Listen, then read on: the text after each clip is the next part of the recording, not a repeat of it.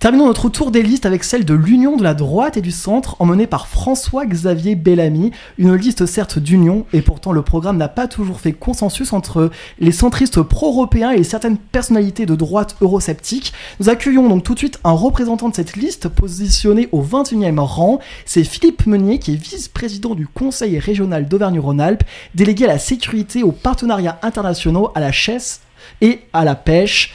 Bonsoir à vous, merci d'être en notre compagnie. Monsieur Meunier, pourquoi est-il essentiel d'aller voter le 26 mai prochain dans le cadre des européennes ? Parce que l'Europe est d'une importance vitale dans le cadre de la mondialisation et que si l'Europe prend le bon chemin, elle renforcera nos nations pour faire face à cette compétition internationale et pour continuer à peser sur l'avenir du monde. Et quel projet souhaitez-vous défendre pour les européennes 2019 ? Il faut déjà défendre la PAC qui a permis de maintenir une agriculture en Europe et notamment en France face à un monde qui fait de l'agriculture très intensive en utilisant notamment un grand nombre de produits chimiques, ce qui est de moins en moins le cas de notre agriculture française. Donc il faut défendre nos agriculteurs et puis il faut aussi défendre notre industrie et notamment notre industrie du futur.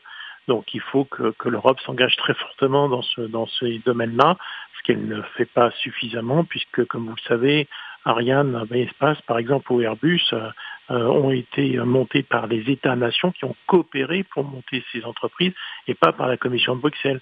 Donc il faut qu'on revisite cette Europe-là pour qu'on ait enfin une Europe qui soutient l'activité des nations européennes et ses industries, comme par exemple faire un grand plan sur la recherche médicale ou pour continuer à être très performant dans le spatial. Il faut que vous sachiez par exemple qu'aujourd'hui en Europe, quand on envoie des satellites militaires, on fait appel à la concurrence internationale. Il n'y a qu'en Europe que ça se passe comme ça. Aux États-Unis, quand on envoie des satellites militaires ou de souveraineté, c'est uniquement des entreprises américaines qui envoient ces satellites dans l'espace. C'est la raison pour laquelle aujourd'hui on a un nouveau acteur sur le marché qui s'appelle SpaceX qui concurrence Ariane Espace. Parce que les Américains réservent leur marché de lancement de satellites militaires à leurs entreprises nationales. L'Europe devrait faire pareil. Or aujourd'hui, elle est sur la lancée de Maastricht avec l'ouverture totale et la concurrence totale, qui fait qu'aujourd'hui, on lance des satellites militaires par des lanceurs qui ne sont pas européens. Mais c'est ubuesque, on ne peut plus continuer comme ça. C'est la raison pour laquelle il faut bâtir cette autre Europe, cette Europe qui est au service des nations et pas au service du grand marché mondialisé. Très bien, on vous remercie de vous être exprimé sur les antennes de Radio Méga et belle soirée à vous. Merci beaucoup, merci à vous, au revoir.